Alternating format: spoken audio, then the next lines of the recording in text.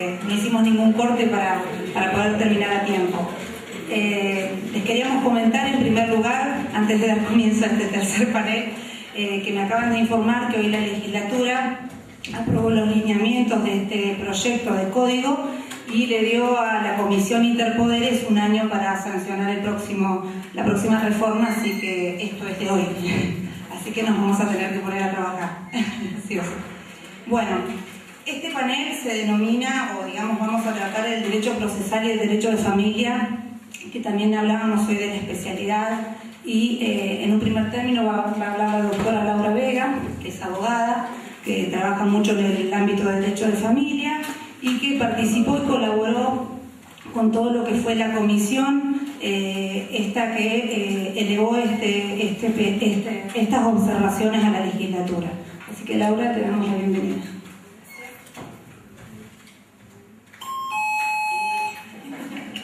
Buenas tardes. Yo la verdad que tengo millones de preguntas porque me parece que empecé por preguntándome si hacía falta una reforma y me respondí medio loca, sola, que sí, que necesitábamos la reforma. ¿Por qué? ¿Y para qué? Fueron mis preguntas. En primer lugar, porque creo que es necesario mejorar el servicio de justicia que hoy se brinda. Y en segundo lugar, porque hay que adaptar y hay que modernizar el proceso a todos los lineamientos constitucionales y supraconstitucionales que se han venido trabajando durante todos estos años. Yo puse en la primera que tenemos que constitucionalizar el derecho procesal, como hablamos de la constitucionalización del derecho de familia, como el derecho constitucional ha invadido todas las ramas del derecho y el derecho procesal no puede quedar afuera de esto. Entonces, ese es uno de los motivos, creo que el de mayor peso en esta reforma. Por otro lado, la idea era, bueno, de hablar un poco del proceso en familia. ¿Por qué esta reforma que tenemos que hacer tiene que incluir el derecho procesal de familia? Bueno, en primer lugar, porque lo manda la Constitución Nacional. La Constitución nos dice que el Estado tiene el deber de proteger integralmente a la familia. Lo dice la Convención de los Derechos Humanos. La Convención de los Derechos del Niño, la Convención de los Derechos de las Personas con Discapacidad, la Convención de Eliminación de todas las formas de discriminación contra la mujer y todas las demás convenciones nos centran en las personas, ¿sí? Es como que de alguna manera se ha dejado de proteger tanto instituciones como la familia, en nuestro caso particular del derecho de familia, y se protege a las personas, más todavía a las personas que están en alguna situación de vulnerabilidad. Y esto se tiene que traducir de alguna manera en el proceso. No puede quedar solamente como un enunciado, un derecho, sino que tiene que estar traducido al proceso para que todas las personas puedan acceder a esos derechos.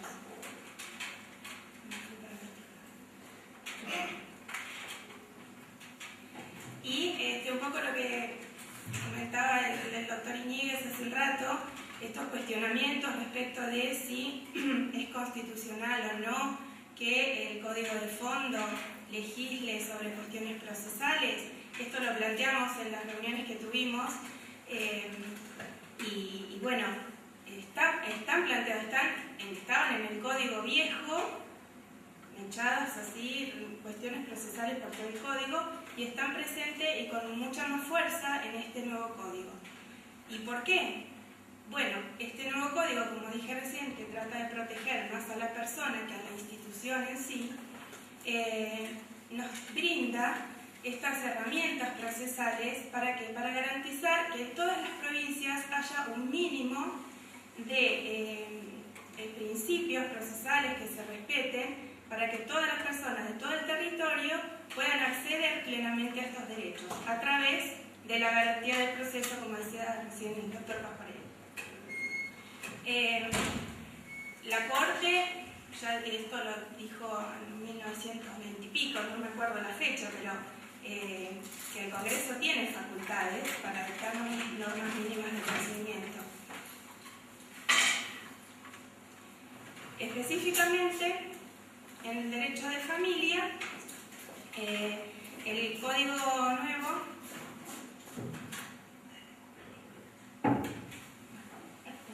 el nuevo Código Civil contiene un título especial que es Procesos de Familia. Este título tiene 4 capítulos, cada uno trata de temas particulares, pero lo que nos da la idea de que la nueva legislación está reconociendo el derecho procesal de familia como una rama de derecho autónoma, como una rama independiente, y que podemos crear una legislación propia para el derecho de familia, que hasta ahora no se ha podido hacer, pero me parece que los procesos de familia son tan particulares y cada uno tiene cuestiones tan diferentes que sería necesario, que vamos a encarar una reforma, incluir en esta reforma, no sé si un capítulo, veremos qué será, pero que tiene que estar incluido el derecho procesal de familia como parte de esta reforma. El artículo 706 del Código Civil nos brinda principios generales que deberían estar incluidos en esta reforma que tenemos que encarar. Son varios: la tutela judicial efectiva, la mediación, la buena fe, oficialidad, oralidad, oficiosidad, perdón. El acceso limitado al expediente, porque se tratan cuestiones muy sensibles. Facilitar el acceso a la justicia, especialmente de las personas más vulnerables, la especialización de los jueces, la multidisciplina y el interés superior del niño, que estos son todos, principios que ya se venían trabajando, no es ningún invento, todo ya venimos hace rato trabajando con estos principios. Y bueno, ya se habló de la tutela efectiva, varios hablaron de este tema. No recuerdo si alguien lo dijo, pero a mí me gustaría también incluir, además del derecho a accionar, el debido proceso, la defensa en juicio, todo esto que se dijo, medios ejecutorios eficaces. ¿Para qué? Para que esa sentencia, que puede ser muy linda, me dieron toda la razón y después no tengo cómo ejecutarla, cómo hacerla, ya la cuelgo. Entonces, esto también tiene que ver con la tutela efectiva. Esto también es responsabilidad del Estado y de los legisladores ver la manera en que podemos cómo incluir esto en el Código Procesal. Esta garantía está reconocida en el Pacto de San José de Costa Rica, que ya lo comentaron, y está incluida también en las reglas de Brasilia, que ya lo dije antes, que el derecho tiene que propender a eliminar todas las barreras que puedan haber para que la gente que está en una situación más vulnerable pueda acceder libremente a la justicia. Y acá empecé a preguntarme muchas cosas. Hay dos principios que están enumerados en el artículo 706 que dije recién. Uno es el de inmediación y el otro es de oralidad. El principio de la inmediación es el contacto directo entre el juez y la persona que va a reclamar. Y la oralidad, yo lo tomo como una forma de que este principio sea efectivo, pero no sé si es la única. Si todo el proceso tiene que ser oral para que este principio sea, se efectivice, o podemos tener procesos mixtos, o bueno, la doctora Ávila seguramente va a hablar un poco más de este tema. Pero esas son algunas de las preguntas que a mí me surgen, porque una cosa complementa a la otra, y no sé si sin una podría existir la otra. O sea, si no tengo oralidad, puedo tener inmediación. Están como demasiado vinculadas. Pero podría haber inmediación en un proceso que no fuera totalmente oral, que eso se reservara para determinadas situaciones. Y otras preguntas que me surgieron tienen que ver con la participación en el proceso de los niños, de los adolescentes y de las personas con capacidades restringidas, que está regulado en el artículo 707, que tienen derecho a ser oídos en todo proceso en que se discutan sus intereses. Es un derecho de estos grupos de personas, ¿sí? No es una facultad del juez, no es un derecho de estas personas. Entonces, ¿qué sucede? Justamente ayer estábamos en un curso de mediación, había un funcionario judicial de un juzgado civil que vino porque necesitaba informarse, necesitaba saber cómo tomarle una audiencia o cómo entrevistar a un niño, porque no estamos acostumbrados a esto. O sea, en familia sí, en familia esto se viene trabajando hace muchísimo tiempo, pero en los demás fueros, donde ahora nos obliga el Código Civil a hacerlo, en un juzgado laboral, en los juzgados civiles, cuestiones de daños. Bueno, ¿cómo van a ser estas entrevistas? ¿Cómo se van a llevar a cabo? ¿Cómo se van a realizar las audiencias? ¿Quiénes tienen que estar presentes? Esto que se cuente en las audiencias, ¿tendrá que ser trasladado a las partes o no? ¿O en privado y las partes no pueden tener acceso? Todas esas cuestiones que surgen a raíz de este nuevo artículo, que tampoco es una cuestión nueva, entonces ya se venía trabajando en lo que era de familia, pero como ahora se va a generalizar a todos,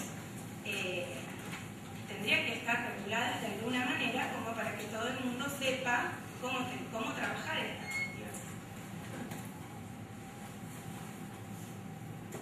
Y otra cosa que a mí me hace bastante ruidito, que no sé cómo se va a implementar, es el principio de oficiosidad. ¿Por qué? Porque en el nuevo Código Civil tenemos el artículo 709 y este artículo nos dice que el impulso procesal estará a cargo del juez, que puede ordenar pruebas, siempre en procesos que no sean de naturaleza pecuniaria. Entonces, mi pregunta es, que acá también esto ya se habló, ¿no? ¿Qué rol va a tener el juez en nuestros procesos? Si va a tener el mismo rol en todos los procesos, si en el proceso de familia habrá que diferenciarlo, y cómo podemos compatibilizar, sin que son compatibles, el proceso adversarial con el que venimos hablando hace tanto tiempo, y que es a lo que todos tendemos, me parece, con este juez oficioso que va a poder intervenir en el proceso, que va a poder ordenar, realizar una prueba, por ejemplo, pruebas de filiación, está específicamente en el Código Civil que nos va a poder pedir, que va a impulsar el proceso. Entonces, habría que ver, no sé, desconozco, no tengo ni idea cómo se va a poder armonizar estas dos cuestiones. Tal vez, como decía al principio, con un apartado en el que se trata específicamente de los procesos de familia, se podría de alguna manera organizar esta cuestión. Todos los procesos, los demás procesos, por ejemplo, el juez tenga otro tipo de rol, más alejado, más de control nada más que el tema de las pruebas, y los procesos de familia sea diferente. Pero bueno, son muchas preguntas que a mí me surgen a raíz de este bendito proyecto, sí, o no como se llame, que nos hizo pensar a todos y como que nos sacudió un poco. Bueno, estas son todas mis preguntas, tarea para la casa, vayan pensando. Bueno, ahora vamos a presentar a la próxima expositora, que es la doctora María Gabriela Ávila, juez de familia de Neuquén, es coordinadora del Fuero de Familia de Neuquén, también vicepresidenta de la Asociación de Jueces de Familia y Niñez de la Nación, profesora adjunta de la Cátedra de Familia de Lucasal y magíster en Derecho y Magistratura de la Universidad Austral. Bienvenida. Buenas tardes, me toca hablar al final, con todos cansados y acabo... pero tengo el tono de voz tan alto que no Agradezco al colegio y en especial al doctor Rambo de haber pensado en mí para poder aportar algo. Creo que un poco desde mi oficio en el Poder Judicial de muchos años y desde la facultad en el Derecho de Familia. Acabo de cambiar todo lo que iba a decir a partir de las exposiciones anteriores, de la mirada de María Eugenia con relación a todas estas estructuras donde tendríamos que trabajar en el proceso, en los recursos, en qué es la oralidad y cómo las intervenciones, y también escuchando a Laura con relación a los procesos. Muchas de las cosas que dice Laura no son nuevas para los jueces de familia. Nosotros estamos ya desde hace bastante tiempo con nuestro código de procedimiento, o sea, que rige la parte civil y las especialidades en materia de familia, y la 2302, que es la que crea el juzgado, el fuero de familia, y nos da un ámbito de competencia y nos remite, digamos, a lo que no está específicamente en la 2302, al código de procedimiento. ¿Con qué me refiero a esto? En materia de familia es una de las, creo que de las ramas, las que mayores modificaciones legales han tenido, hasta el Código Civil, que muchas de estas legislaciones las incorporan y las remiten como ley especial. Entonces, fuimos adaptando a las legislaciones estas específicas, digamos, que estoy hablando, o a la modalidad que se impone en el trabajo de los juzgados, porque sí, creo que es en el ámbito donde la Convención de Derechos del Niño, la incorporación de los tratados internacionales vía amparo o vía la obligación de la inmediación del juez, del fuero especializado, de tener contacto con las partes, hemos ido haciendo elástico nuestro código de procedimiento. Las facultades del juez en la audiencia del 36 las usamos y hacemos uso y abuso, algunos jueces más que otros, porque encontramos muchos buenos resultados en esto, en sentar a la gente, en poder trabajar sobre los conflictos, que los conflictos de familia sí tienen características especiales, a veces diferentes de las cuestiones civiles, y sobre estas fuimos trabajando incluso para proponer la creación de un centro de mediación familiar, que en realidad lo hicimos como previo porque considerábamos, como el doctor que ya no está, que la mediación o los métodos alternativos de resolución de conflictos deberían ser previos, pero bueno, nosotros lo pusimos así en la planificación, hubo algunas modificaciones y la ley salió que es el juez el que va a derivar a mediación. Creemos que, o esperamos, digamos, que tengamos buenos resultados y poder ir trabajando sobre la marcha para en algún momento que pueda ser previo o voluntario de las partes. Con relación a lo que yo había preparado, con el Código de Ecuador, cuando me convocaron a participar o a opinar, por supuesto que no encontré, como plantea acá el doctor Pasquarelli, de familia, nada, no estaban las normas constitucionales, la convención, el Código Civil, hablaba de incapaces, hablaba de un colegio de jueces no penales, y donde estábamos incluidos los jueces de familia, cuando la convención y el código nuestro trae la especialidad, ¿sí? Habría que pensar si la especialidad solo en la primera instancia o también en las cámaras, pero me parece que eso ya no está discutido, cómo tener esa estructura de los jueces, y el código nos trae en ese capítulo que mencionó Laura estos principios procesales para familia, específicos en un capítulo, pero que los vamos a encontrar, como decía Marcelo, el código está lleno de normas procesales, de principios generales, de principios específicos, porque cada instituto tiene su definición, sus principios generales y sus reglas, además de las normas, y ahí vamos encontrando en materia de familia muchísimas normas sobre las cuales es una base más, como dijo Jorge, sobre la cual trabajar. Tenemos el marco de la Constitución y del Código, y hay muchos procesos que los tendremos que establecer con los lineamientos que trae el Código. Le pondremos cuántos días de traslado, o cómo va a ser la audiencia que está fijada, que después tendrá una escucha, con qué plazo y algún marco, pero los tenemos en el Código y sobre los cuales sería importante trabajar.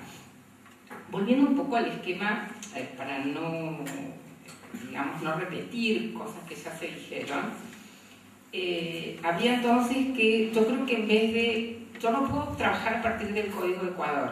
En materia de familia es imposible, sería tiempo gastado o mal gastado. Sí, partir de lo que tenemos hoy, me parece que es importante toda la experiencia que tenemos en materia de familia y cómo se fueron estructurando los fueros. Yo, como soy muy antigua, trabajaba en los juzgados de menores, después se creó y salió la 2302, se crearon los juzgados de familia, y sobre los errores y los desaciertos fuimos construyendo y mejorando, y todavía hay muchas cosas para mejorar, pero creemos que tenemos que tomar también de nuestra propia experiencia, más que mirar afuera cómo se hace, ¿sí? Sí tomar algunos elementos o nuevos institutos que por ahí se están aplicando, a ver qué posibilidades serían de aplicarlos o no.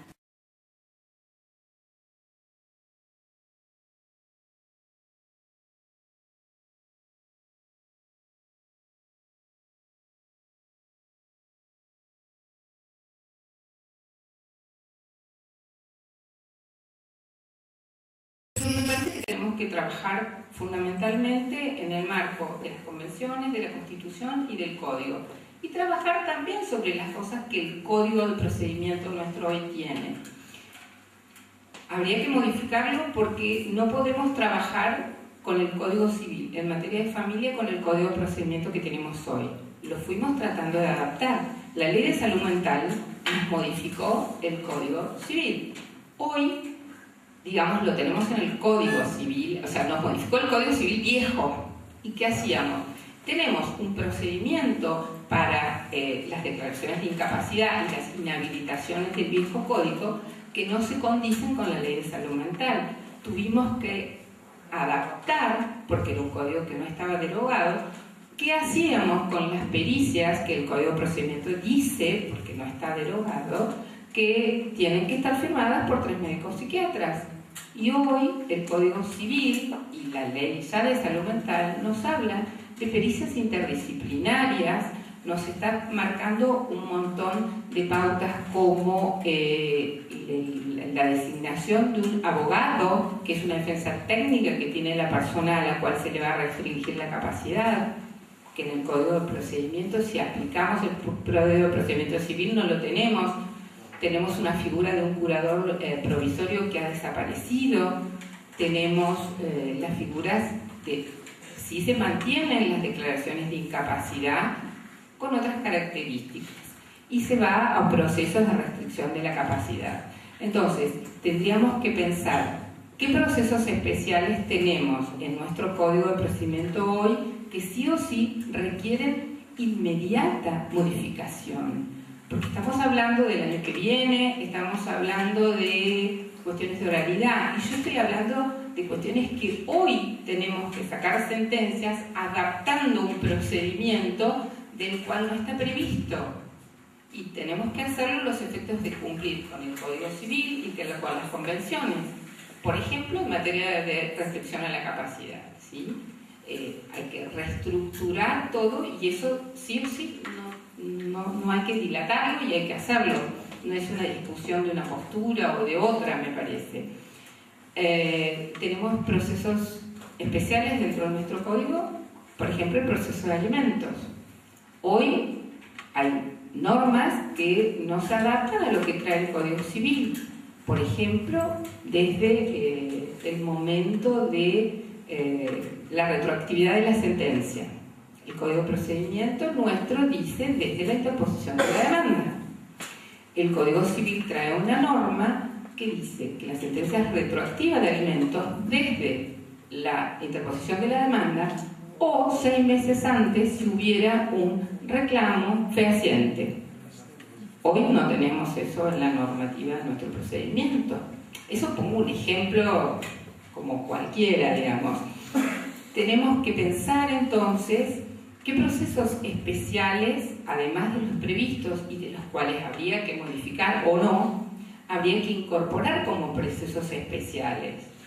Hoy, los procesos de filiación, Laura decía que el juez antes también podía, era una excepción, el juez podía ordenar una prueba de ADN. Nadie inicia un juicio de filiación, uno de impugnación, ningún abogado sin ofrecer la prueba de ADN, o él diría, pero bueno, teníamos la facultad de hacerlo, ya en el Código Viejo estaba. Entonces, el proceso hoy de filiación podría ser, como nos trae el Código Nuevo, un proceso especial donde lo fundamental y sería necesaria una audiencia. Muchas veces nosotros ponemos audiencias y las personas ahí donde no está planteado la duda de la paternidad se concilia y se compromete a ir a reconocer.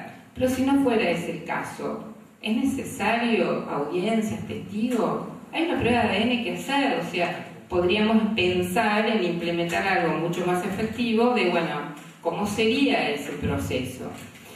El proceso de divorcio.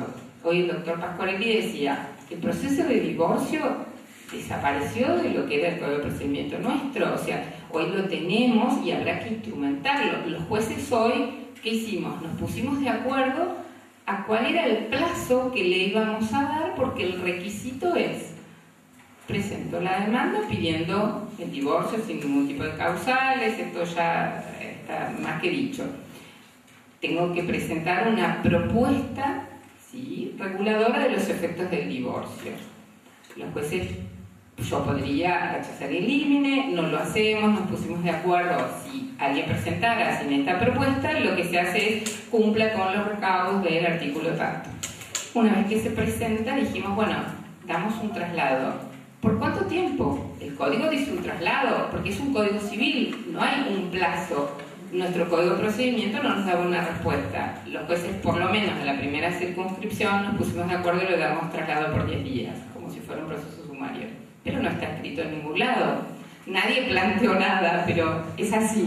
Estamos artesanalmente, pese a que no tenemos facultades legislativas, lo estamos haciendo porque tenemos que seguir tratando de dar una respuesta. Pusimos 10 días. La parte presenta, digamos, su propuesta y ahí fijamos la audiencia. Ponemos un plazo y fijamos la audiencia que sí está prevista en el código. Se trata de buscar una conciliación en algunos puntos, en los que no se pueda, digamos, después algunos jueces los mandan a incidentar, otros le ponen que ocurra por la vía, o sea, eso hay que escribirlo y tendría que estar previsto en un código de procedimiento. Si no hay acuerdo, sale la sentencia y se homologan los acuerdos que estuvieran. O si cuando contesta la demanda, o sea que no hay contestación porque no podría oponerse, una vez que acepta la propuesta, el juez saca la sentencia y homologamos los acuerdos.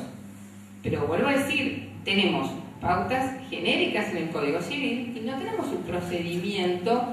Intentamos por lo menos los jueces de la primera circunscripción, por unas cuestiones de seguridad jurídica, para que los abogados más o menos tengan un GPS, de ponernos de acuerdo.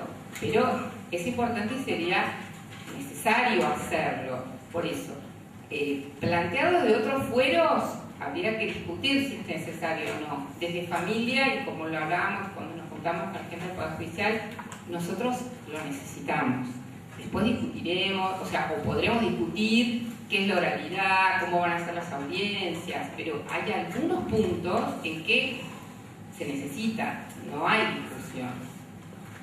Con relación, vuelvo a lo que yo quería decir, pero más o menos lo voy estructurando. Cuando charlamos con los jueces, digamos, a partir de... nosotros veníamos trabajando, porque el Poder Judicial está trabajando en la mejora del servicio y con el tema de los así como los juzgados laborales empezaron a trabajar sobre despachos especializados. En materia de familia, esto para nosotros no era una novedad. Tenemos una mesa única hace muchos años, se creó una oficina de violencia familiar de la admisión, que trabaja para los 4 juzgados.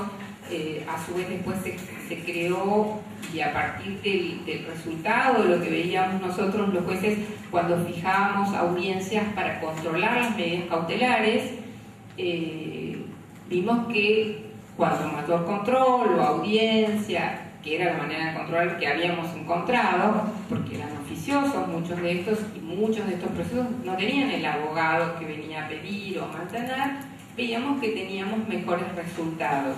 Pero claro, en el trabajo diario de un despacho, de un juzgado, se mezclan las cuestiones procesales, los vencimientos, las sentencias, y esto de llamar a un organismo para ver si alguien fue a un tratamiento o fijar una nueva audiencia, a veces se perdía o llevaba mucho tiempo que no siempre se podía cumplir. Y a partir de esto se creó la oficina de seguimiento de las cautelares, que trabajan como un despacho especializado, digamos, con cada uno de los juzgados, pero que se dedica a ese trabajo y donde vimos que teníamos mayores resultados.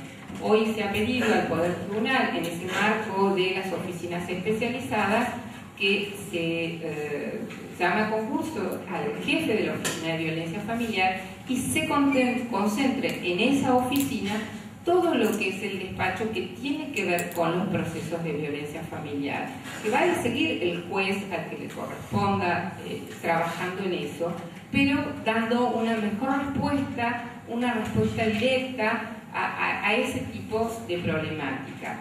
A su vez, se abrió la oficina de capacidades jurídicas, porque también teníamos esto de no tener el procedimiento, y si cada juez hacíamos cosas distintas, la inseguridad era peor. Entonces, fijamos una oficina de capacidades y estamos diseñando para trabajar en estos nuevos procesos, de los cuales, vuelvo a decir, tenemos el Código y la Ley de Salud Mental en lo que nos remite. Tenemos las internaciones involuntarias, que el Código las incorpora y las teníamos en la Ley de Salud Mental, y no las tenemos en nuestro Código de Procedimiento. Entonces, se empieza a trabajar sobre esa base, pero en la letra chiquita de lo que debería estar previsto en un procedimiento no lo tenemos. Con relación a las otras cuestiones que habló María Eugenia, no consideramos, y los jueces de familia no le tenemos miedo a las audiencias. De hecho, dije que hacemos uso y abuso, hacemos audiencias conciliatorias en casi todos los procesos. Usamos esa audiencia de las facultades del juez para hacer audiencias preliminares. Trabajamos, yo por lo menos hablo en este caso por mí, trabajo con los abogados sobre la prueba y la pertinencia, más allá que sé que tengo facultades para determinar la pertinencia o no de una prueba.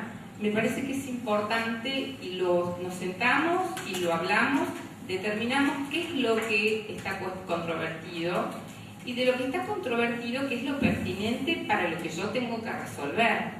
Y muchas veces hay gran depuración de prueba, es más, a veces los abogados acuerdan las partes a profundizar sobre una prueba y dejar la otra pendiente por si fuera necesaria. Y muchas veces, incluso depurando la prueba, terminamos conciliando, porque se dan cuenta que realmente los elementos o las cuestiones que creían que eran lo más pertinente no lo son, y terminamos llegando a acuerdos. Sería importante tener esta audiencia, digamos, más allá si se establece estos procesos por audiencia. Yo considero, y algunos de los jueces que trabajan en el fuero, en un proceso mixto, o sea que la demanda y la contestación tienen que ser por escrito. Después veremos si hay una audiencia o dos audiencias de acuerdo al tipo de proceso o la complejidad del mismo. Pero todo un proceso oral me parece que no daría, y por la experiencia que nosotros tenemos, una respuesta, porque todos los casos no son iguales. Y realmente no sé si sería eficiente y eficaz esas respuestas. Hay procesos, por ejemplo, que nos marca el Código Civil nuevo, que no requieren audiencias. Hoy, por ejemplo, tenemos una delegación de responsabilidad parental, ¿sí? Los padres pueden delegar en un pariente la responsabilidad parental. Y el código dice que se homologa, porque viene como un acuerdo, donde podría el otro progenitor oponerse y yo tendría que escuchar al niño. Pero es una homologación que no requiere audiencia. Es un proceso escrito. Sí hay que establecer cómo son las escuchas de las que hablaba Laura con relación a los niños y a las personas que tienen alguna restricción a la capacidad. Hoy se cumplen todos los jueces, por lo menos en el ámbito de familia, tenemos esas escuchas hace mucho tiempo porque ya las teníamos por mandatos de las convenciones, más allá que no las teníamos incorporadas al Código Civil.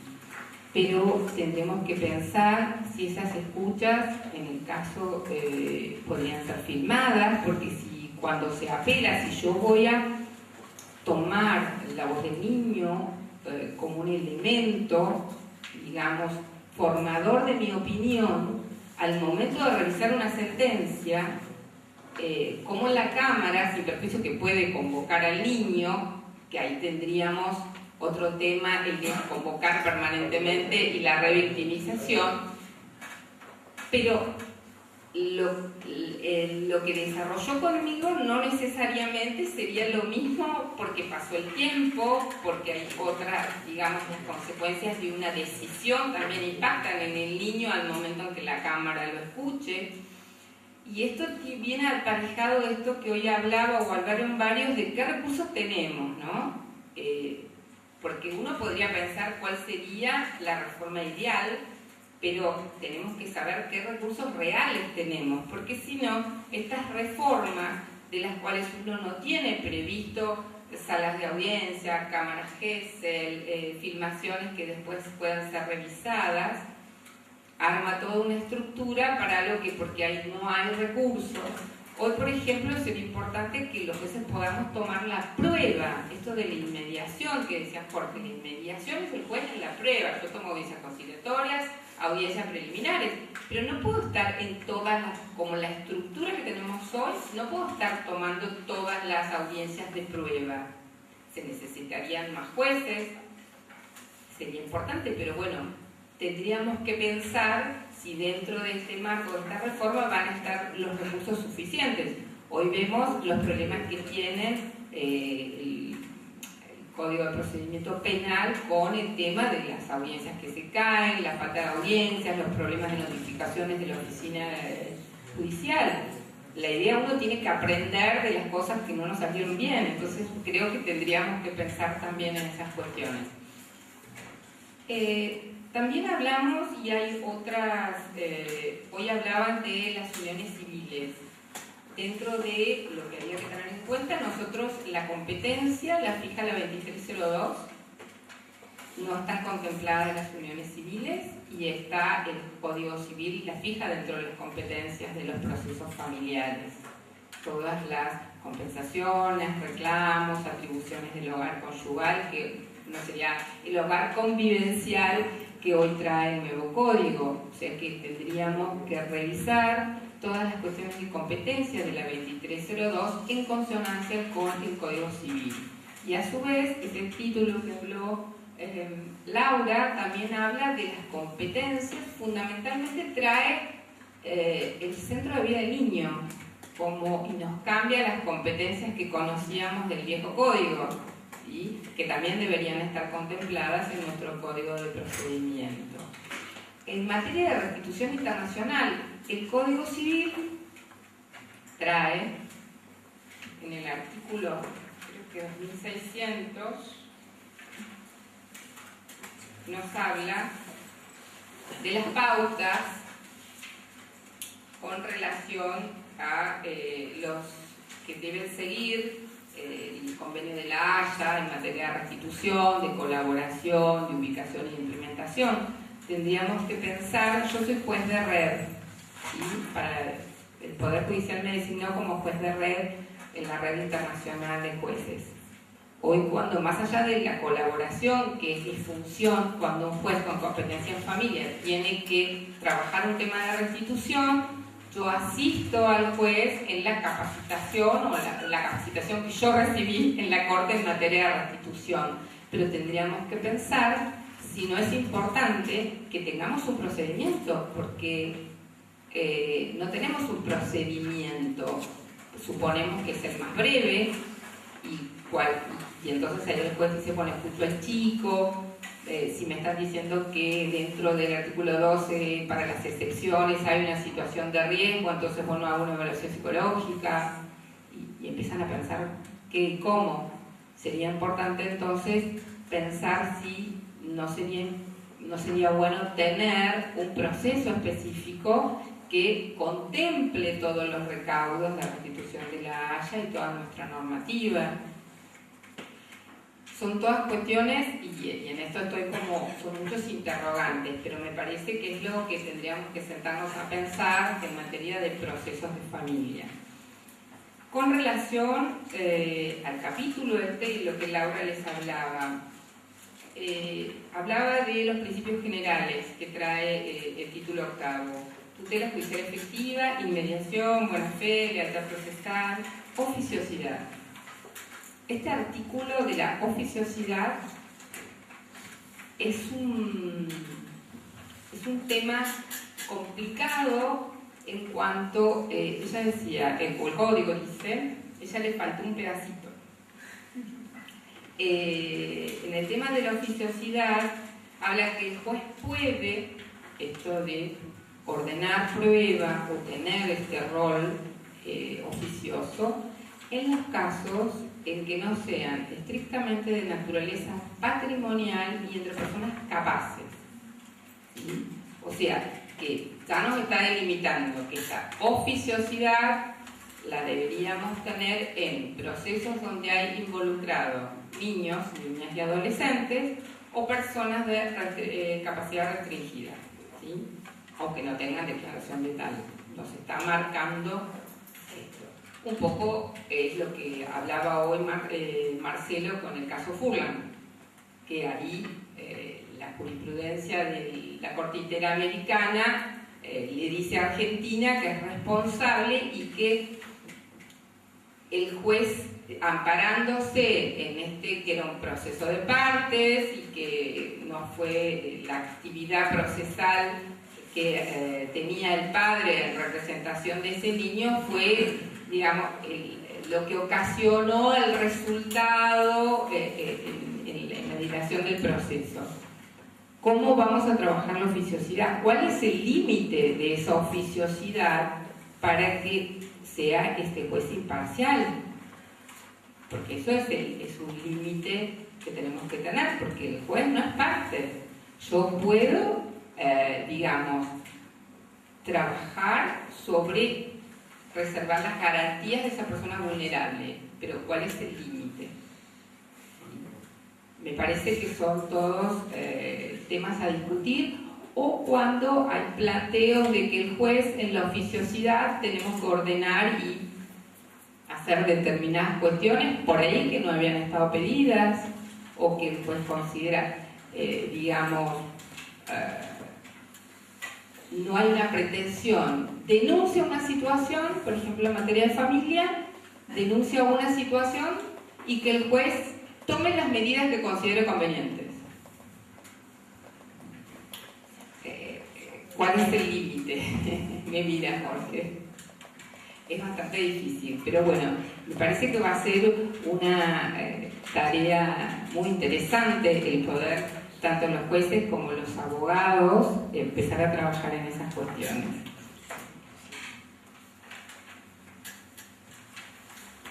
Entonces, este código nos habla resolución pacífica de conflictos. Nos habla sobre todo en el juez, juez componedor que va a buscar un espacio de conciliación. Vuelvo a decir, también este espacio de conciliación ayudará, pero los conflictos son de las partes y nosotros buscamos fórmulas para acercarlos, pero vuelvo a decir, todo esto tiene un límite, yo no impongo a las partes una solución. El principio habla del principio relativo a la prueba: libertad, flexibilidad y amplitud. Acá estaba lo novedoso. Hoy habló de la carga de la prueba que hablaba Marcelo en materia de daño. En materia de familia, el título dice que estará la carga de la prueba, va a recaer finalmente en quien esté en mejores condiciones de probar, en los procesos de familia. Y acá nos está trayendo, digamos, no solo en materia de daño, sino en materia de familia, quién está en mejores condiciones de probar. O sea, no prueba, no tiene la carga de la prueba quien alega, sino quien, además, cómo vamos a interpretar esta normativa. Trae también como novedad, digamos, como novedad de estar incorporado en el código, pero que los testigos, o se prevé la declaración de parientes y allegados y faculta al juez a no admitir declaración de personas menores o que se nieguen a declarar por motivos fundados. Digamos, los juzgados de familia declaran los parientes y el juez tiene dificultades para llamarlos, y bueno, evaluaremos en el contexto de la declaración y de la causa la pertinencia o no, pero digamos, esta imposibilidad de declarar a los parientes, ya la jurisprudencia en materia de familia, ahora lo que tenemos es incorporado al código. Tendremos que, ya dije, el tema de las uniones convivenciales. Hoy que no se puedan registrar, me parece que es un problema del registro civil que no tiene previsto digamos, estos libros que se necesitan para las inscripciones de las uniones civiles. Sí. Yo hice unas gestiones, me mandaron la resolución, ¿sí? Ellos no consideran que el Código Civil diga que es responsabilidad del registro civil, porque el Código dice un registro. El registro civil dice que lo abren otros.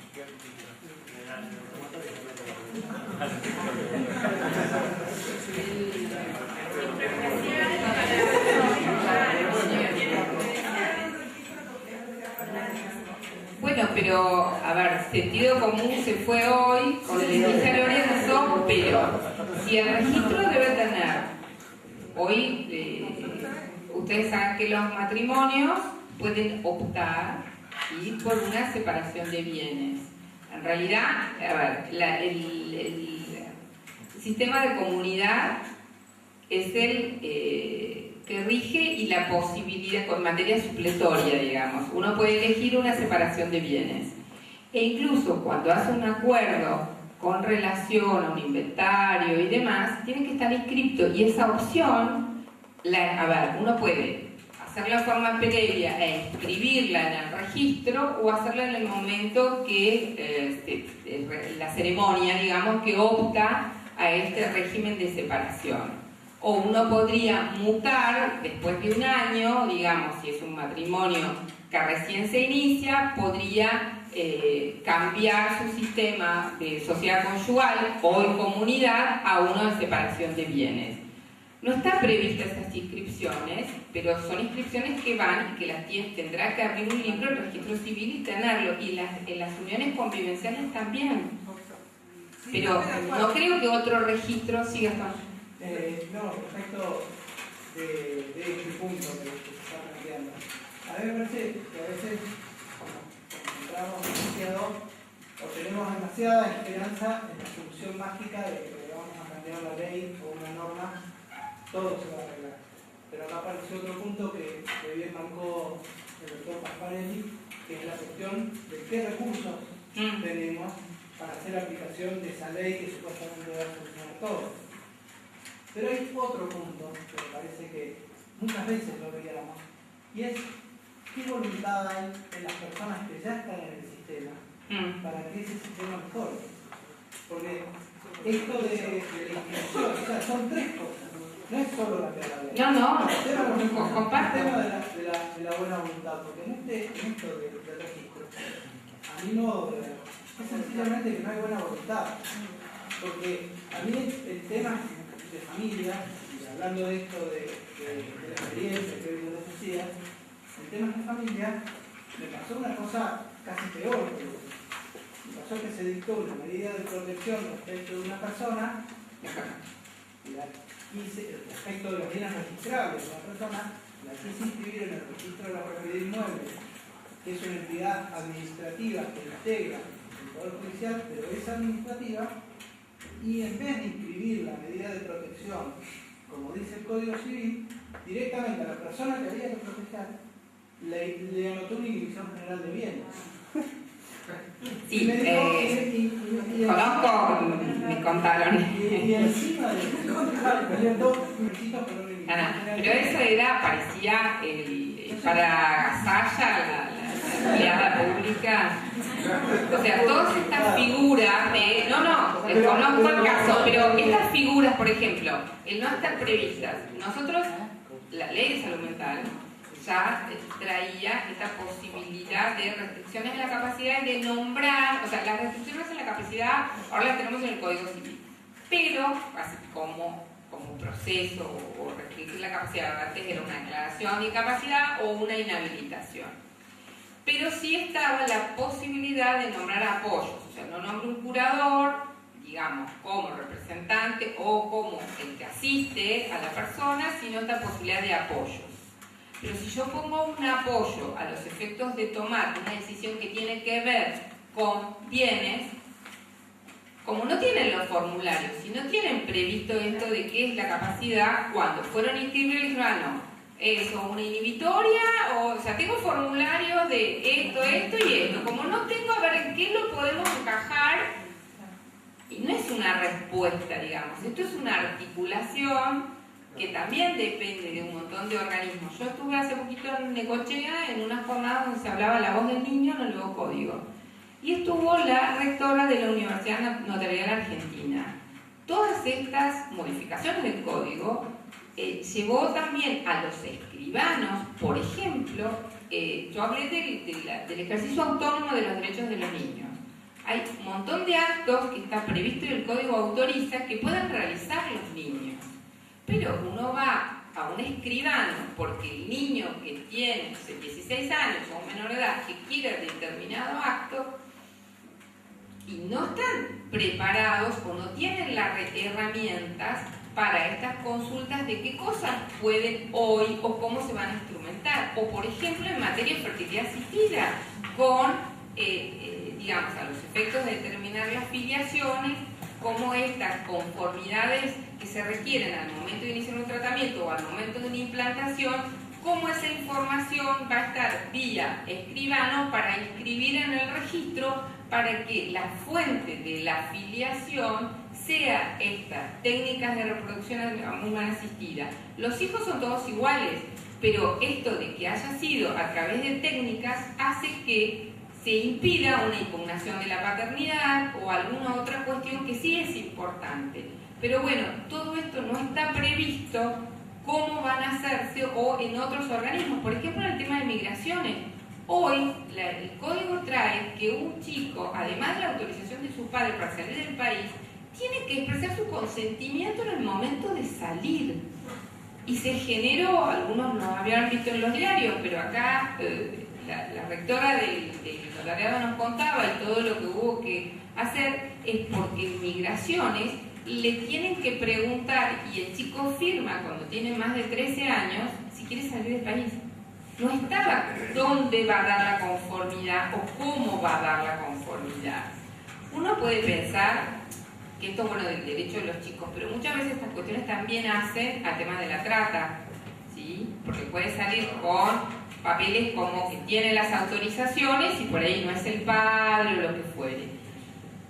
Pero a ver cómo se articulan, porque bueno, justo este chico viajaba con sus padres, el argumento que da es que él quería estar con la novia y lo estaban llevando a Disney, y tenían los pasajes y el avión salía, y el chico dijo, yo no quiero ir. Y no estaba capacitado, o sea, no sabía la persona que estaba ahí en migraciones qué hacer, porque tiene una normativa y tiene el formulario que llenar y sabe un formulario que seguir, digamos. Me parece que todo, digamos, esto que dice Marcelo, el código, está bien, está escrito, pero tenemos que trabajar todos desde capacitación o todos los organismos del Estado que van a tener que modificar sus reglamentaciones, sus fundamentaciones, a los efectos de poder que este código se pueda cumplir y se pueda trabajar o ejercer los derechos que el código otorga de manera, digamos, fluida. Yo veo el código, los chicos a partir de los 13 años tienen derecho a tener un abogado. Hoy lo que planteaba Marcelo, en Neuquén se aplica porque en realidad lo trae la 26061. La 23012 no lo tiene previsto con el nombre del abogado del niño, trae los principios generales de la convención y demás. La 26061 sí le pone nombre y apellido y dice que los chicos pueden traer un abogado a partir de los 3. En realidad no tenía la edad. Fue una interpretación de la Corte, que hay muchos fallos de la Corte con relación al tema de la edad y la participación del niño con un abogado en un proceso. Se puso el de los 14 años, sin perjuicio que hay un fallo que, como eran hermanitos, le incluyó al hermano, que era un poco menor, en esta posibilidad de los 14 años. Hoy el código habla de los 13.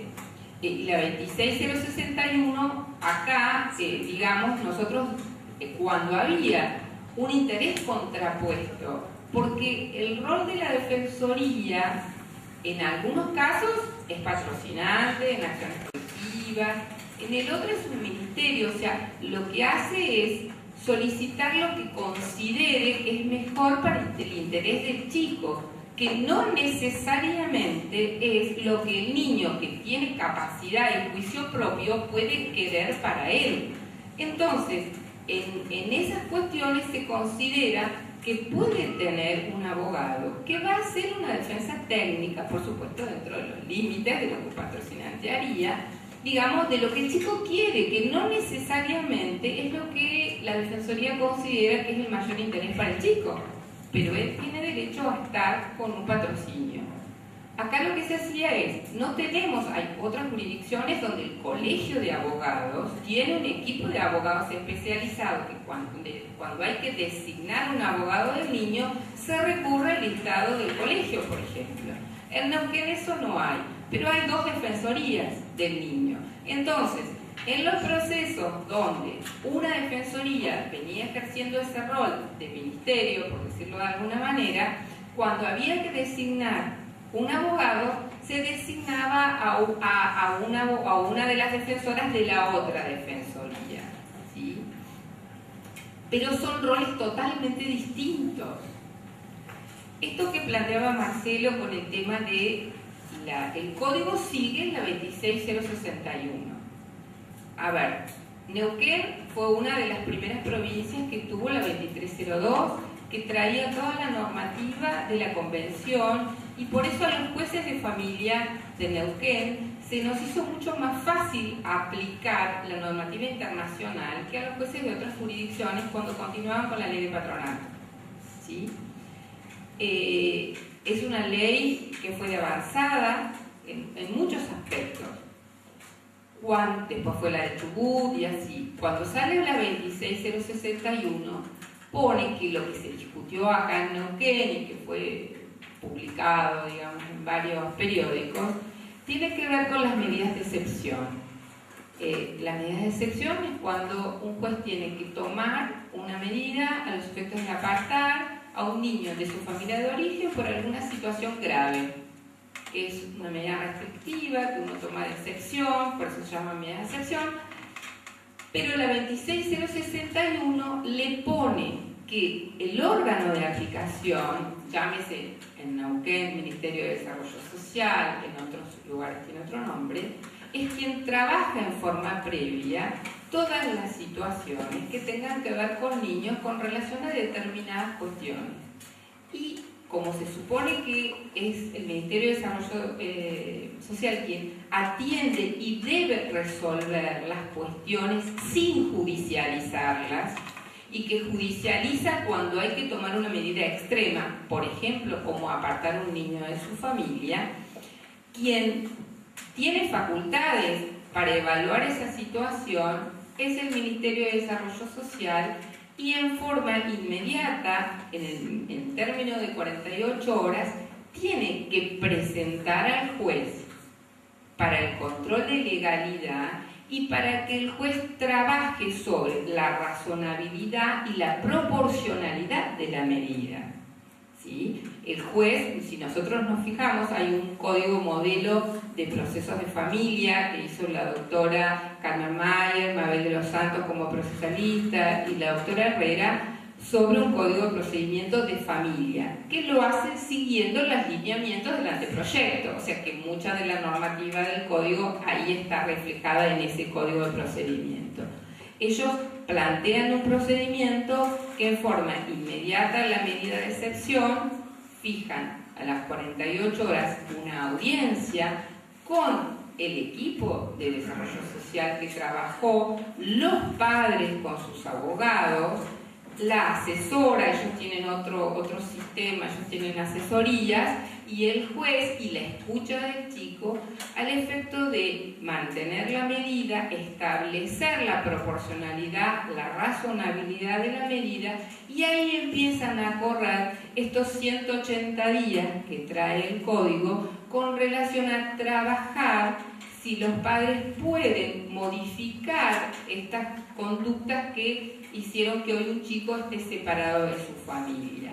Y que es una etapa previa, por decirlo de alguna manera, porque el juez tiene facultades para prorrogar esos 180 días y resolver, en el caso de que se agoten estos plazos y ese plan de acción o de abordaje familiar, y será el caso de que esto no tenga buenos resultados, declarar el estado de adoptabilidad, porque ahí hoy el código, la adopción está enmarcada, salvo la adopción de integración, que es la del hijo del cónyuge, la adopción está en el marco, o sea, este proceso de guarda previa que tenía el Código Civil viejo y el proceso de adopción, hoy a partir de esta medida de excepción es un proceso en distintas etapas que culmina en la adopción. O sea, la declaración de estado de adoptabilidad, al haber no llegado a buen término todas las medidas excepcionales que se tomaron, paso previo sería, o sea, se declara el estado de adoptabilidad, firme que está la sentencia, se pide los legajos al RUA y se entrega al niño en ese momento en una guarda preadoptiva. O sea, esta guarda que era una etapa previa de 6 meses, si bien están los 6 meses, y después la adopción es la continuación de la guarda preadoptiva como proceso. Hoy lo que se discutía, la 2302 dice que no, que es tan mayor, que los jueces de familia nos queremos correr del proceso, que el control de legalidad, no sé, sería como solo mirar los plazos procesales, saber qué es lo que Acción Social hace y bueno, y después ver si declaramos el estado de adoptabilidad. Me parece que la discusión radica en que los equipos de Acción Social son ineficientes para tomar estas medidas. Hoy, la 2302, las medidas de excepción las puede tomar el Ministerio de Desarrollo Social en casos de urgencia. Nunca se usó, pero lo podría hacer. Tiene la obligación de hacer la presentación judicial en forma urgente. Y si no, lo pide la Defensoría del Niño. Y el juez, hacemos lugar a las medidas de excepción y empezamos a trabajar.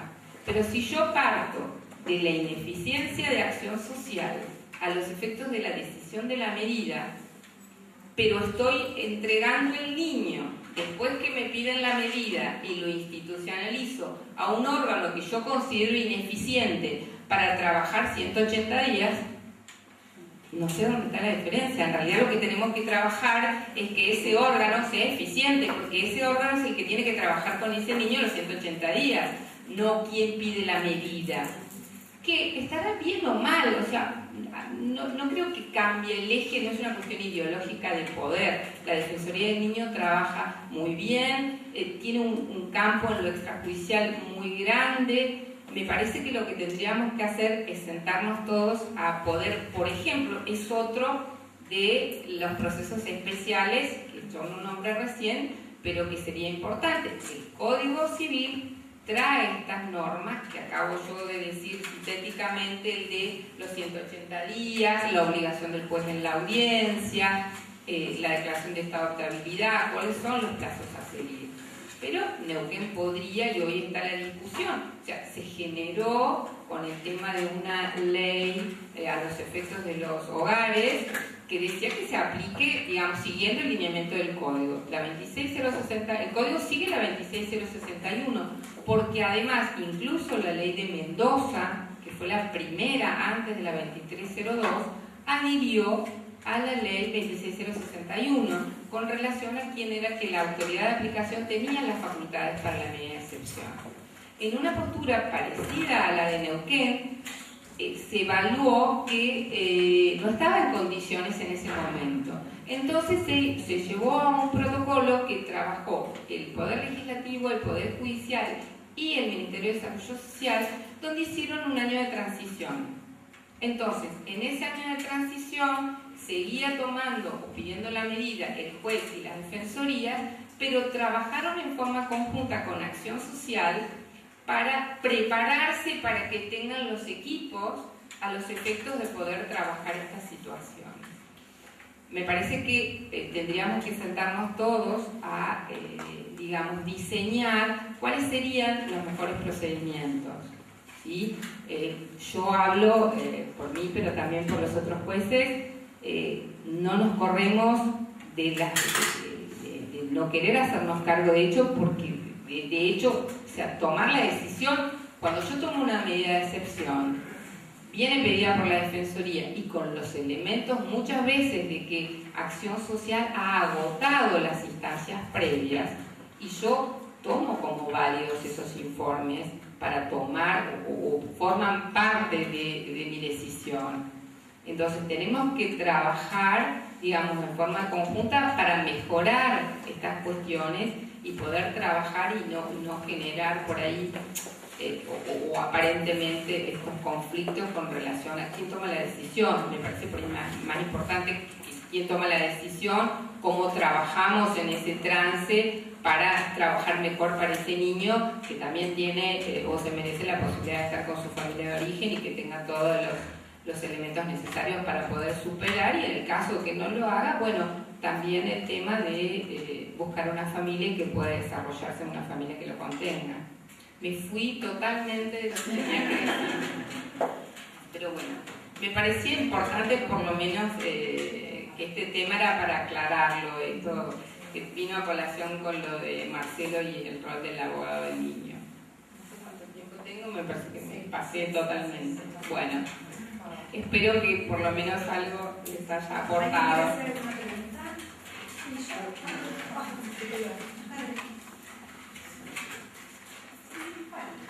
No, una pregunta que me surge a partir de todo lo que plantearon todos los psicólogos, ¿no es cierto? Que es también esto de la especialidad que todos conocemos, y aparte de la que hace muchísimo tiempo que se fueron y que totalmente especial, separado de lo que es el resto comercial. Pero a mí no me molesta que me digan que soy un juez civil, ¿eh? No. Lo que es que yo digo, realmente, sobre todo frente a lo que marcó Laura de esta dicotomía entre el proceso adversarial, muy oficioso, que incluye el medio comercial, y más en la materia, ¿sería apropiado que esté regulado de forma unificada con el resto de los procesos? Esta es la pregunta que surge. O sea, bueno, eso es una de los jueces nos planteamos esto. Hay una decisión, a ver, hay países que tienen, yo no hablé de eso porque bueno, no había mucho tiempo y fui cambiando todo lo que fueron exponiendo antes. Hay países que tomaron la decisión que haya un código, o sea, un código de familia no incluido en el Código Civil, son decisiones de los países. En Argentina se tomó la decisión, ahí está Marcelo para avalarla, que la parte de familia y lo que es familia esté en el Código Civil porque es derecho civil, ¿sí? Y a su vez podemos en ese lineamiento pensar si es necesario que haya un código de procedimiento procesal civil. De hecho, este que yo marqué, que es el de Marisa Herrera, es un código de procedimiento de familia, no dentro del código civil. Podríamos, no sé si cuando nosotros planteamos esto dentro del Poder Judicial, nos dijeron, no sé si está en discusión. Pensamos que va a haber una reforma y que debería estar todo en un mismo código. Por ahí, bueno, sí tener un capítulo o una parte o un título específico de los procesos de familia. Por eso, en este marco de estos procesos por audiencias, nosotros planteamos, seguramente, es más, el perfil o los lineamientos, estamos hablando de que en estos lineamientos generales de los procesos civiles hablaba de un acceso ilimitado, digamos, en todo el proceso. Tenemos que los procesos de familia, el código dice que hay una restricción o este proceso limitado.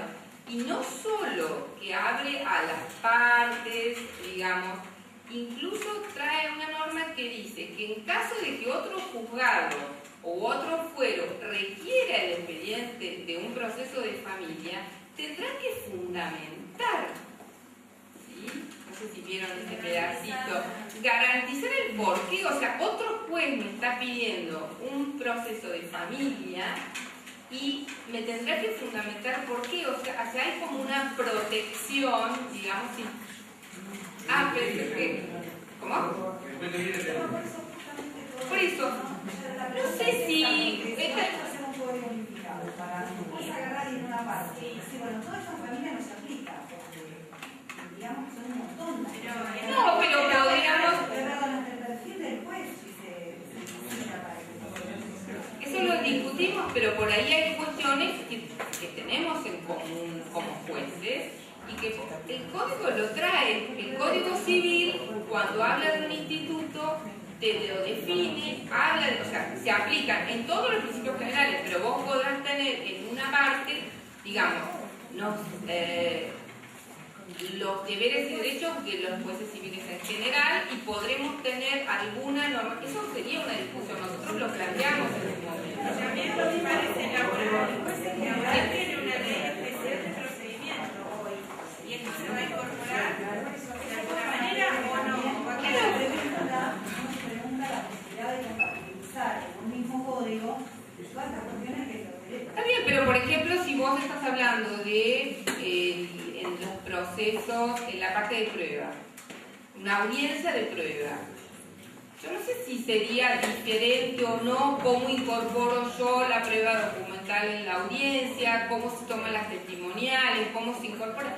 No veo que no pueda compatibilizarse, por ejemplo, eso con cualquier audiencia de prueba en materia civil. En materia de familia y uso oficioso, obviamente que es distinto. En materia comercial. No, bueno, a ver, yo soy un juez oficioso, pero yo hoy tengo una audiencia de prueba. Y la verdad que, digamos, cuando tomamos testigos o se incorpora la pericia, no hay más que el código de procedimiento. Yo no aplico otro. Tomaré los recaudos en la escucha de un chico, o si lo que se acuerda vulnera algún derecho a efectos que pueden los padres pactar o no, o algunas cuestiones. Pero no vamos a ponernos en una audiencia de prueba a ofrecer otra prueba o modificar la prueba. No lo hacen. No lo hacen. Porque no. Testimoniales recientemente en familia donde el imputado pregunta más allá de lo que pregunta el padre. Pero que el código de procedimiento hoy te da posibilidad a esas cosas de preguntar, ¿o no? No se usa generalmente. Bueno, pero el que no se use, no, a ver, es una facultad.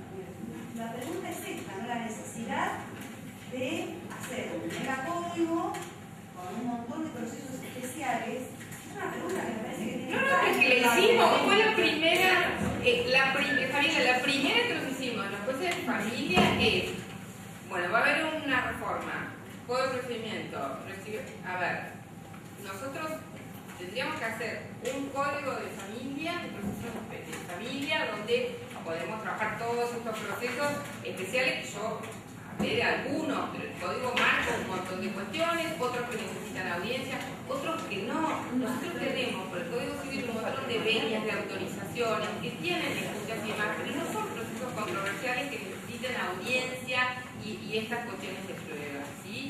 Hay otras, otras herramientas. Entonces, bueno, poder ir discriminando esto. Entonces, ¿sería necesario un código de procedimiento solo de familia o podemos estar en un código de lo que no esté especificado en la parte de familia, te remitís al código general en toda la otra normativa? Pero todo lo que es materia de recusaciones y demás, ¿es necesario? Bueno, empezamos a discutir. No me parece y nosotros aplicamos el código. Hay algunas cuestiones que tienen que ver en las medidas excepcionales, en las restricciones de incapacidad, en algunas cuestiones donde uno hace, por ejemplo, vos decís que después hasta donde yo hablo por lo que yo hago, en las pericias. Yo tengo que resolver hoy un cuidado, digamos, de los niños, el cuidado parental. En las viejas tenencias, donde me ofrecían, salvo que haya algún elemento de una situación de negligencia o de maltrato grave, una cosa así, que por ahí tenemos otros elementos. Yo tengo dos padres idóneos, dos buenos padres que están discutiendo esto y que lo que yo tengo que ver es la vinculación con el niño y la vinculación en su rol con el niño en determinados aspectos. Y me ofrecieron pericias, ¿sí? Donde los puntos de pericia, a veces muy pobres, ¿sí? Con relación a lo que tienen que ver con la vinculación, se marcan porque se separaron, cuestiones de personalidad y demás. Yo tengo facultades para agregar puntos de pericia. En esto de buscar el resultado, yo a veces uso estas facultades y agrego puntos de pericia que hacen no a favor de uno y de otro, yo hago para que esa pericia, que es un gasto para los abogados, o sea, para las partes porque encarece el proceso, me sirvan para la sentencia. Y desgraciadamente yo veo, a veces por desconocimiento, porque hay un montón, yo trabajé en mi maestría, mi tesis fue, digamos, las pericias psicológicas a los efectos de la prueba de los procesos familiares, de si tendríamos que tener como unos estándares de puntos de pericia, porque hay muchos problemas con el lenguaje, con el conocimiento de la ciencia, cómo pregunto, yo quiero saber determinadas cosas, cómo pregunto, cómo me dice el perito esto, para los abogados y para los jueces. Entonces, yo a veces agrego puntos de pericia que tienen que ver con estas vinculaciones. ¿Eso hace que yo sea un juez imparcial? O digamos... Segundo, honestamente no lo podemos decir genéricamente, porque puede llegar a ser que con esos puntos de pericia que se estén agregando se esté favoreciendo la posición de una de las partes. No lo podemos...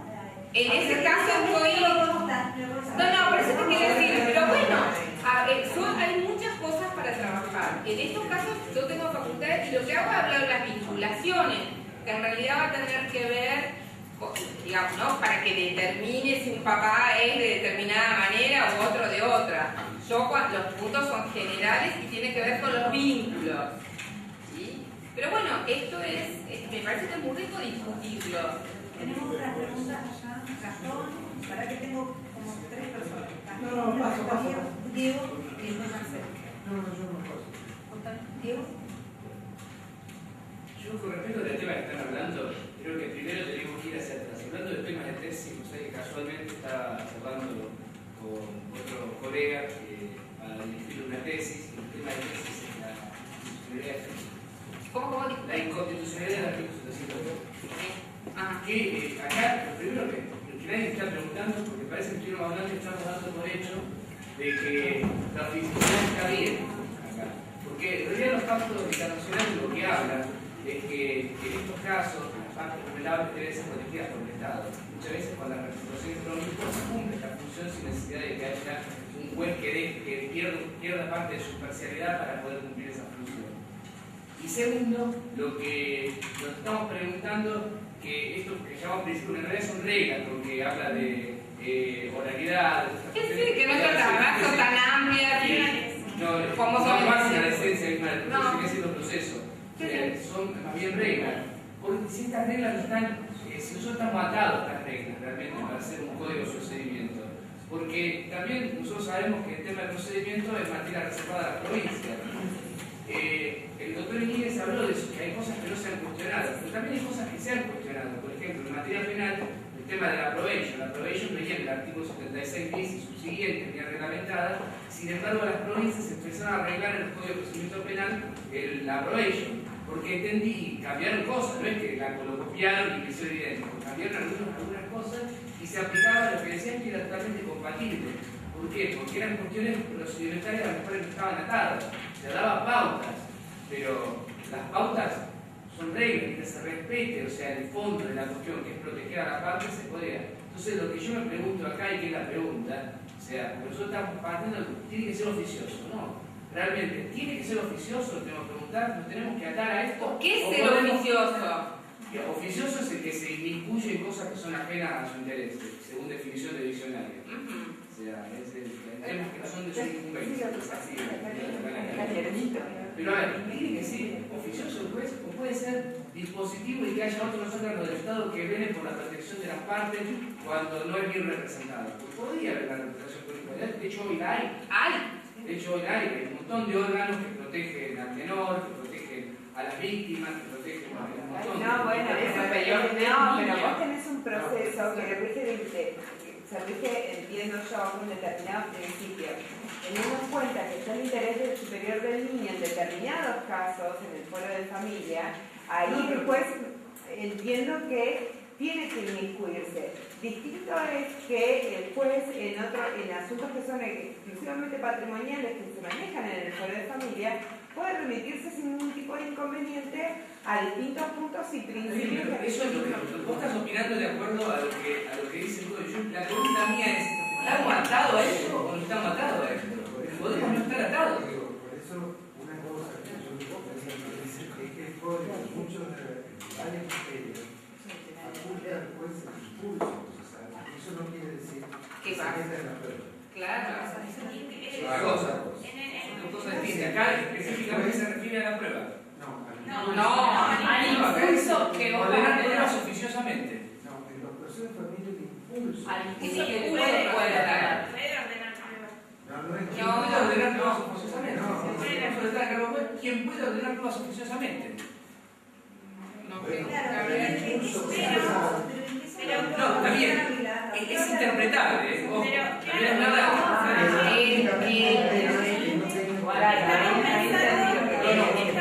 Pero lo de las ADN estaba en el código penal. Puede ser mezclas. Pero que dice que no sean exclusivamente Diego, por favor, una cosa, estamos pensando siempre, ¿no?, en procesos donde hay partes. Y ahí el juez oficioso como que molesta, ¿no? Pero esto visto en procesos de familia donde no hay partes, donde hay un niño que hay que decidir ¿Cómo no hay partes? No, me refiero. No hay dos partes que. No sé si la palabra correcta es que molesta. Bueno, molesta, como que a mí me ha servido, igual, estoy de acuerdo me ha servido esto, me molesta. ¿Cómo lo vamos a hay partes y el niño puede ser parte y acabamos de decir que puede tener un abogado, o sea que, y además la defensoría va a pedir lo que considere conveniente si ve que el derecho del niño esté afectado. El juez no va a intervenir, o sea, podría ser lugar o no lo que me pide la defensora, pero yo no voy a ordenar oficiosamente, digamos. Vos podrás decir en una medida de protección de niño, pero estamos hablando de procesos. La pregunta va más allá de eso. Tu pregunta es si puede ordenar otra prueba. Yo no considero que pueda ordenar otra prueba. Esa es la pregunta es. Pero yo no dije que el juez va a ordenar otra prueba en ningún momento.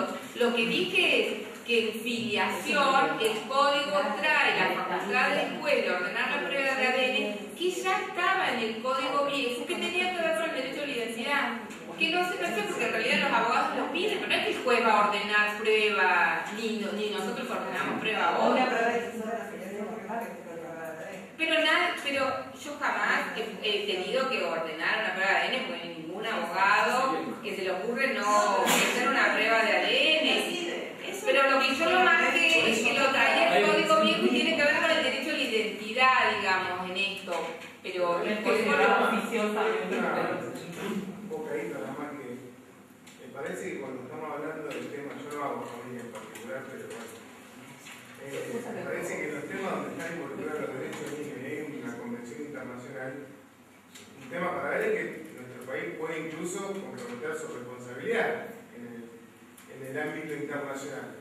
Por lo tanto, yo no veo un escenario, por ejemplo, de la Corte Interamericana frente a una sentencia que afecta y que viola la Convención Americana o la Convención de Derechos del Niño, discuta cuál es el principio en el Foro de Familia en Argentina, si el juez podía o no producir la prueba. Si hay una sentencia, bueno, una resolución Furlan, ya teníamos la en base a que dijo principio positivo, la parte no lo pidieron. Por lo tanto, fin de la discusión, ¿nos vamos a los pactos internacionales o no? Claro. Por eso, pero a ver, en un proceso de familia, salvo algunas cuestiones de las medidas de protección de niños, que puede estar el niño, o sea, en alguna medida de excepción, que no tenga familia, que no se presenten los padres, que haya que tomar una medida, en todos los, o sea, los representantes de los niños son los padres. Hay conflictos que pueden estar representados por sus padres o conflictos de los padres que puedan tener consecuencias en los niños. Esa es otra cuestión, pero no hay que no hay partes. Sí, la protección integral. Y ahí. No por eso, no, bueno, pero como ella dijo que lo que no de familia no hay partes, hago la aclaración, hay partes. Tenemos una pregunta más, Nico.